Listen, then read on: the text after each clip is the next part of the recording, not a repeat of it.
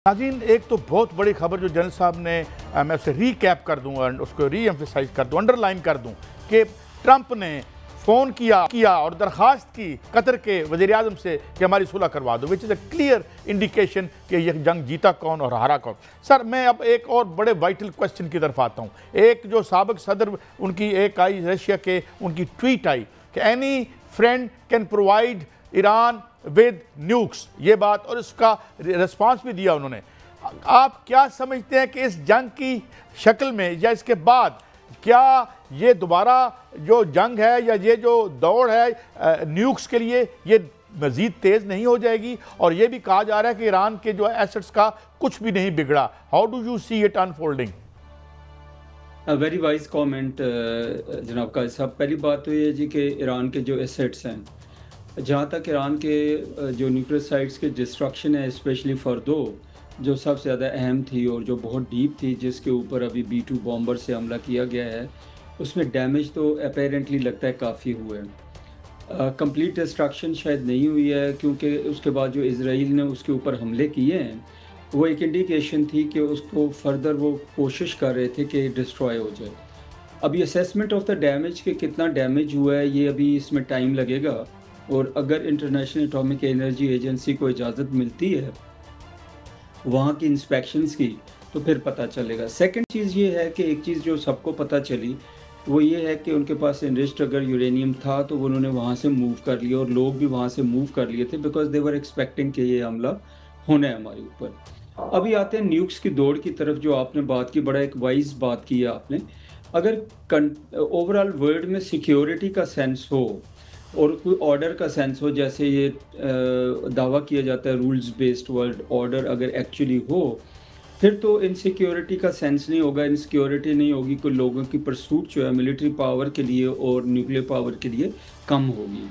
लेकिन अगर इनसिक्योरिटी बढ़ती जाएगी, जैसे ईरान के लिए है कि उनको एक बहुत बड़ा सबक हासिल हुआ है कि वो कोशिश करते रहे कि अपने प्रोग्राम को स्लो डाउन किया, NPT साइन किया, उनके जो रूहानी पेशवा उन्होंने फतवा भी दिया, और इन्होंने इंटरनेशनल एटॉमिक एजेंसी जो है उसको भी इजाज़त दी कि उनकी इंस्पेक्शंस करें। लेकिन उसका नुकसान ये हुआ कि वो बहुत पीछे रह गए।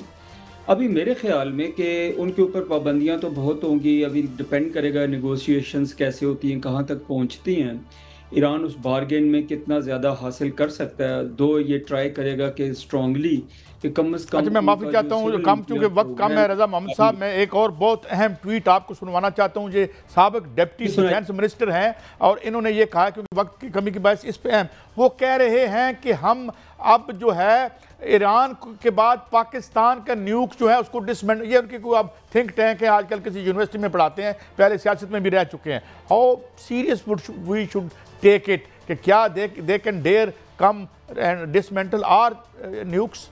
रज़ा साहब, ये ख्वाब तो जी उन्होंने बहुत पहले देखे थे, और वो उन्होंने बहुत शुरू में, बहुत अर्ली 80s में उन्होंने कोशिश की। अगर आपको याद हो, ये डॉक्यूमेंटेड है, ये ख़बरों में भी आया, हर जगह पे आया कि इज़राइल ने इंडिया को यूज़ करके, और इंडिया ने और उन्होंने मिल के हमारे एटमी प्लांट से उन पर हमला करने का प्लान किया था। बट अल्हम्दुलिल्लाह वो फॉइल हो गया था, पाकिस्तान ने उनको बहुत ज़्यादा स्ट्रॉन्ग वार्निंग दी थी। वो दिन और आज का दिन कैसा 40 साल से ऊपर हो गई, 45 ईयर्स हो गए। पाकिस्तान की जो न्यूक्लियर कैपेबिलिटी है अभी वो 30 साल से ज़्यादा पुरानी हो गई। पाकिस्तान की जो डिक्लेयर्ड न्यूक्लियर कैपेबिलिटी है 98 के बाद, वो भी आपको पता है। उसके बाद 9/11 हुआ, बाकी चीज़ें हुई। तो अगर पाकिस्तान के एटमी प्रोग्राम की कोई वल्नरेबिलिटी थी किसी एक ज़माने में, तो वो ख़त्म हो चुकी है। अगर पाकिस्तान को अटैक किया जा सकता था और अटैक से ख़त्म किया जा सकता था, तो 9/11 के बाद का जो टाइम था वो बहुत अच्छा बहाना बन सकता था कि पाकिस्तान के प्रोग्राम को टारगेट किया जाए।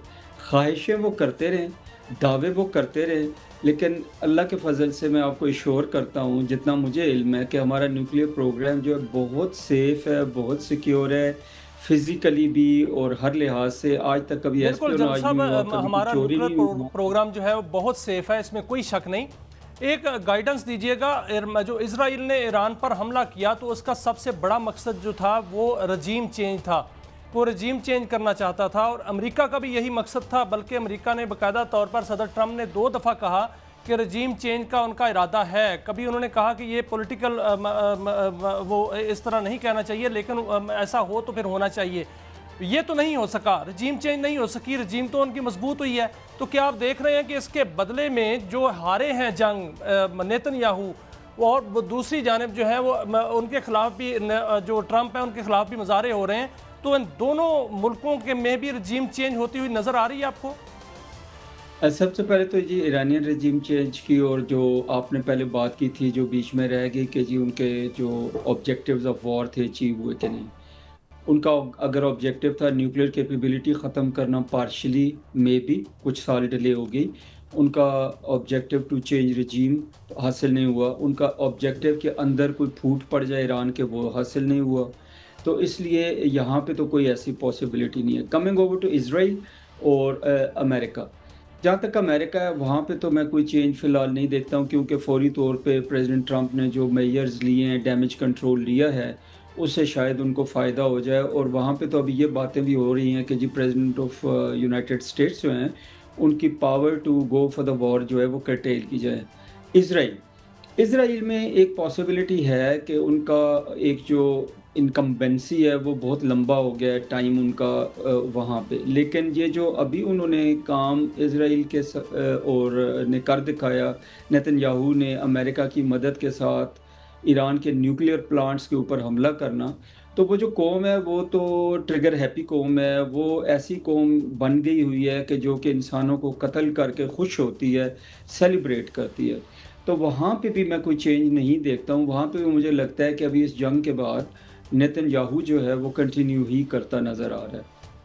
अच्छा, लेकिन ये एक और भी इस पहलू पे भी देखिए, सर अगर वो कंटिन्यू करता है तो ये तमाम मामलात इसी तरह चलते हैं तो काबिल भरोसा नहीं है नेतन्याहू। तो आज सारा दिन लोग सवाल पूछते रहे कि जो सीज़ फायर हुआ है कहीं ये धोखा तो नहीं। आप क्या गाइड करते हैं सर? जी मैं सर ये समझता हूँ कि धोखा नहीं है। जब सीज़ फायर होता है तो थोड़ी बहुत फ्रिजिलिटी सीज़ फायर में ज़रूर होती है कि शुरू का जो वक्त होता है एक आध दिन 2 दिन जो होते हैं उसमें कुछ थोड़ी बहुत एक्सचेंजेस हो सकती हैं। बट मेरी अंडरस्टैंडिंग ये है सारी चीज़ों को सुन के पढ़ के कि दोनों कंट्रीज़ ने डिसाइड कर लिया हुआ है, इंक्लूडिंग अमेरिका, और जिसमें कतर भी और बाकी जो खित्ते के ममालिक हैं और दुनिया के ममालिक शामिल हैं, कि सीज़ फायर करने हैं। तो छोटी मोटी गड़बड़ तो होगी, लेकिन लंबी ब्रीच जो सीज़ फायर की है पॉसिबल होती नज़र नहीं आती। लेकिन इसराइल से कुछ भी बाइद नहीं आप जो फरमा रहे हैं कि इसराइल के लोग नेतन्याहू या कोई भी डिसेप्शन कर सकते हैं, कुछ भी कर सकते हैं। इसलिए मैंने जो सुना है कि ईरान के लोग जो हैं वो तैयार हैं, ईरानी गवर्नमेंट जो है उनके ये अल्फाज हैं कि हमने ट्रिगर पे हाथ रखा हुआ है और हम वेट कर रहे हैं कि अगर कोई भी सीज़ फायर की वायलेशन होती है तो हम फौरी तौर पे रिएक्ट करेंगे। तो ये जो threat of retaliation I think उनको बाज रखेगी, और मैं फोर्स ही करता हूँ, मेरा ख्याल है कि ये सीज़ फायर अल्टीमेटली अगले चंद दिनों में इफ़ेक्टिव हो जाएगा।